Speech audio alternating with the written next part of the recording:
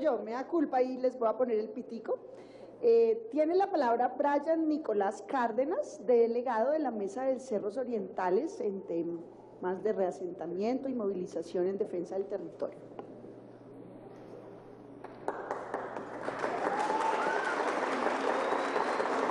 Uy, trae barro, Brian. Bueno, buenos días o tardes ya, la verdad no sé la hora.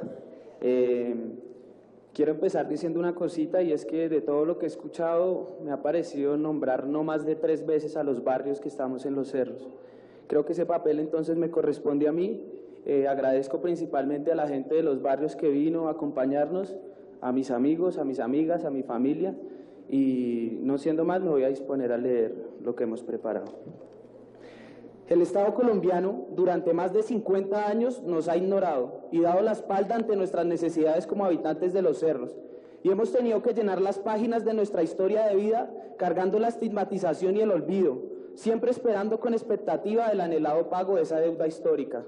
Porque así como ahorita decía el magistrado que nosotros tendríamos que pagar una tasa compensatoria, que primero nos paguen esos 50 o 30 años en los que vivimos en la ilegalidad y no tuvimos servicios.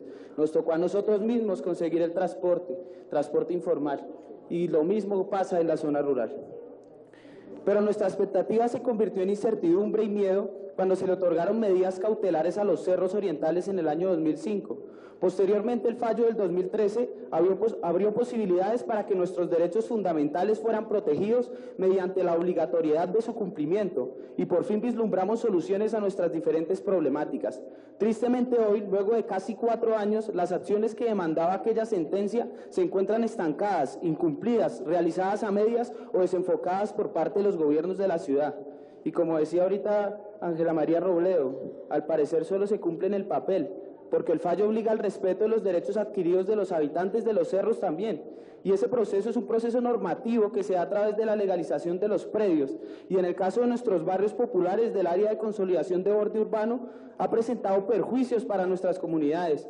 Las curadurías urbanas y la Secretaría de Planeación Distrital han avanzado cuantitativamente en las legalizaciones, pero en nuestra vida cotidiana no podemos dejar de notar prejuicios y sesgos en sus procederes administrativos. Han avanzado parcialmente en localidades como Usaquén, Chapinero y San Cristóbal, pero Usme y Santa Fe aún se encuentran después de 4 años en incertidumbre.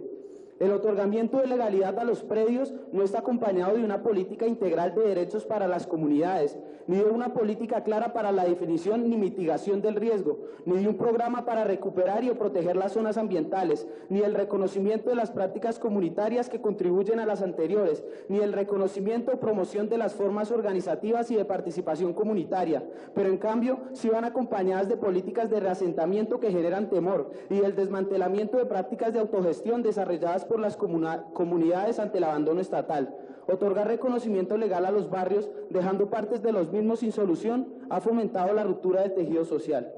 El trato de las instituciones hacia los sectores populares ha estado marcado por la desinformación, la negligencia y el autoritarismo, pero se han mostrado diligentes cuando se trata de otorgar licencias para las empresas constructoras. Tenemos documentados casos en partes de barrios que han sido desalojados por políticas de riesgo, pero después de la salida de las comunidades, esos mismos predios han sido entregados a las constructoras para sus proyectos urbanísticos. Parece ser entonces que hay una doble interpretación institucional de los derechos adquiridos. Por una parte, un sesgo caracterizado por el privilegio hacia las licencias urbanísticas de las empresas privadas, y por otra, un proceder eminentemente sancionatorio hacia los sectores populares. En esa medida hemos comenzado a comprender que los derechos adquiridos en la práctica no representan nada para nosotros. Nos han mostrado la legalización como la solución integral de nuestros problemas, y eso es totalmente falso, pues se trata de un procedimiento jurídico que al final de cuentas no garantiza ni siquiera nuestra permanencia en el territorio. Hemos comprendido que las órdenes jurídicas se interpretan, y por lo tanto, si queremos garantizar el cumplimiento de nuestros derechos, en adelante interpretaremos los derechos adquiridos como el derecho a permanecer donde habitamos, como el derecho que ese habitar sea digno y solidario, como el derecho a cuidar y respetar ese hermoso entorno natural que nos abriga, y como el derecho a decidir por cuenta propia, primero y siempre, qué se debe hacer y qué no se debe hacer en nuestro territorio. En las resoluciones de legalización se argumenta la exclusión de la misma de gran parte de los barrios a través de, primero, la declaración del riesgo por remoción en masa. Segundo, la afectación por cuerdas de alta tensión y proyectos de infraestructura. Tercero, ocupación de zona de reserva. Y cuarto, ocupación de zona de manejo y preservación ambiental de ronda de quebrado o drenaje de río. La declaración del riesgo de afectación no solo impide la legalización, sino que además frena el acceso a servicios públicos y crea conflictos, como la división social y la discriminación al interior de los barrios, el miedo colectivo tras la inminencia del abandono de nuestros hogares por los planes de reasentamiento. Y en algunos barrios, como en el caso de San Luis, San Isidro, Bosques de Bellavista, Sureña y Morací en Chapinero, la legalización se encuentra estancada porque las empresas prestadoras de servicio encuentran incompatibilidad entre los servicios estatales y los servicios autogestionados por la comunidad.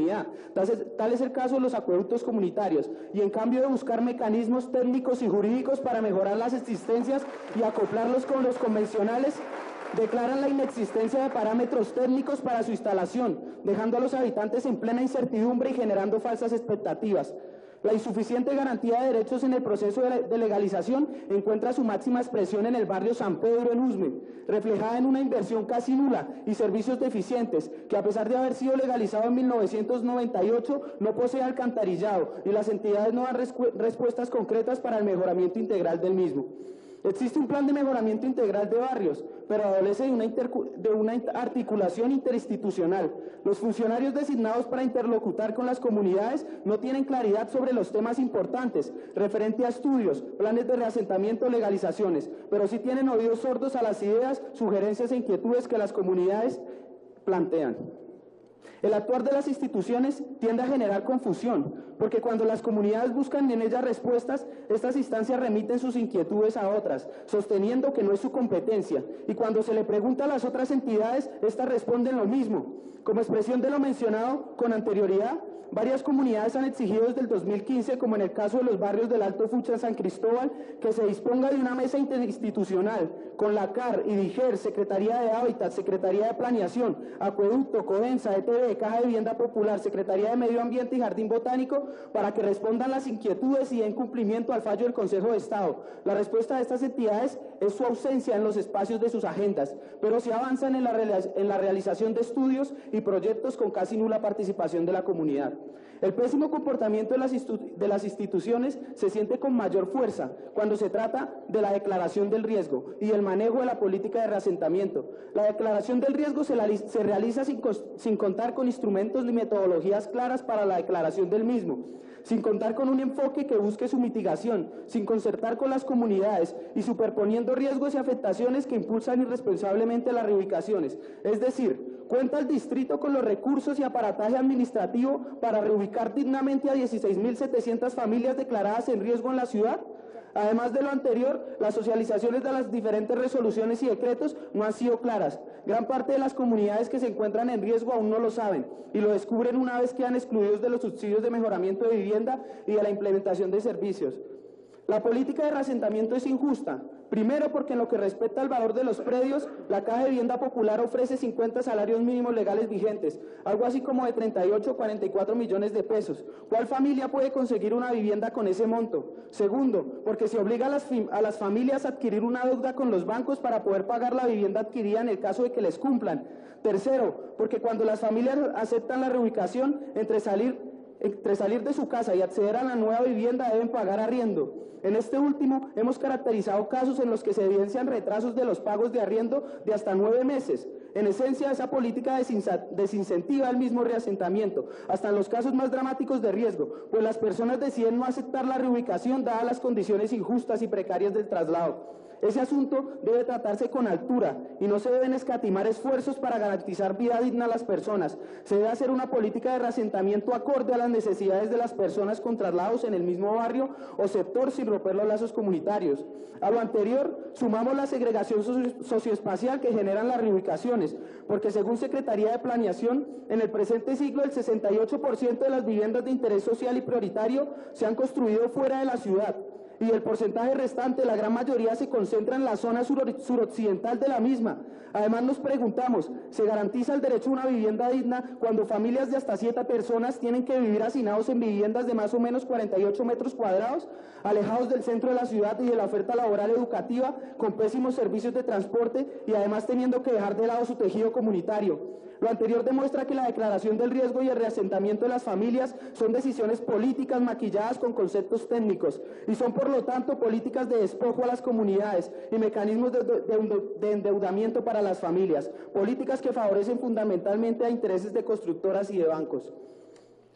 Pero resulta que también desde nuestro asentamiento en los cerros hemos sufrido cambios en el suelo. Fuimos desde el 77 hasta el 2005 suelo rural. Posteriormente, con la limitación de la reserva, pasamos a ser asignados como suelo suburbano susceptible a la incorporación del perímetro urbano. Brian, finalmente, toca cerrar. Te pido terminar porque siento que me ha pasado, quizás ya pasaron los 10 minutos, pero lo que tengo que decir es importante. Pero resulta que también hemos cambiado en los usos del suelo, como lo mencionaba ahorita. Y finalmente, con las resoluciones de legalización, pasamos a establecernos como suelo urbano con uso general residencial y complementario comercial, mencionando que con esta legalización los barrios tendrían unos hechos generadores de plusvalía, los cuales serían el establecimiento o modificación del régimen o zonificación de usos de suelo y la autorización de un mayor aprovechamiento del suelo en edificación. Pero hay algo que no logramos entender, y es del por qué, si ahora figuramos como suelo urbano con alguna generación de plusvalía, el avalúo catastral de varios de nuestros predios ha venido en descenso en vez de ascender. Si relacionamos esto con la falta de inversión en educación, en salud, en vías, etcétera, en nuestras localidades, podemos entender cómo con el pasar de los años hemos sufrido un abandono, quizás intencionado, que busca de a poco seguir reforzando la condición de marginales que nos ha puesto el distrito, y con esto lograr que se vayan despoblando nuestros territorios. Por lo tanto, las comunidades exigimos que el avalúo catastral de nuestros terrenos sea justo, es decir, queremos que cueste lo que puede costar conseguir una vivienda digna, como las que con sudor y esfuerzo hemos construido. Además, exigimos que se nos respete nuestra permanencia en el territorio, ya que privilegiamos el valor de uso de nuestros barrios y entendemos que queremos y necesitamos convivir en armonía con nuestros cerros, y no queremos que la franja de adecuación se declare de uso totalmente urbano, anteponiéndose el valor de cambio. Estamos dispuestos, a pesar de no tener financiación, a seguir tejiendo el trabajo comunitario desde las huertas urbanas, los jardines, la bioconstrucción, las aulas ambientales, el arte ambiental, etcétera, todo encaminado a establecernos como ecoterritorios culturales que puedan ser un ejemplo de urbanismo alternativo que haga frente al cambio climático. Y ya para terminar, quería decir que con la actual administración hemos perdido un mecanismo de participación que nos había costado mucho tiempo y que con movilización ganamos, el cual fue el Comité de Interlocución por los pactos de borde. Hay 4 pactos de borde que ya están firmados, pero que su cumplimiento se ha dilatado. Y nosotros lo que exigíamos era que los pactos de borde se transformaran en pactos de vía que estuvieran en todos los barrios dentro de la franja de adecuación, pero es algo que no hemos visto. Por eso queremos hacer un llamado, y hoy más que nunca decimos que es nuestra vida la que está en juego, y a pesar del abandono, la incertidumbre, la negligencia y los intereses manifiestos de despojo, nuestra lucha permanece inquebrantable. Somos comunidades resistentes que a cada uno de los intentos de desplazarnos del territorio, que construimos desde la dignidad y solidaridad, contestamos con propuestas hacia un modelo de ciudad incluyente y respetuoso de nuestras formas de vida históricas. Por esta razón continuamos firmes en la construcción de los acuerdos populares que nos permitirán la permanencia en condiciones de justicia, nuestros pactos de vida, así como abogamos y trabajamos por el fortalecimiento de la gestión comunitaria de los servicios públicos y las alternativas de habitabilidad sostenible, entre las cuales los ecobarrios son nuestra principal alternativa. Por tanto, invitamos a las comunidades presentes a no desfallecer en esta batalla, a continuar fortaleciendo los trabajos barriales y veredales para juntos y juntas permanecer incansablemente en los territorios que hemos construido históricamente, porque hoy más que nunca decimos, si no es ahora, ¿cuándo? Si no somos nosotros, ¿quién? Ninguna decisión sin nosotros, sobre nosotros. Muchas gracias.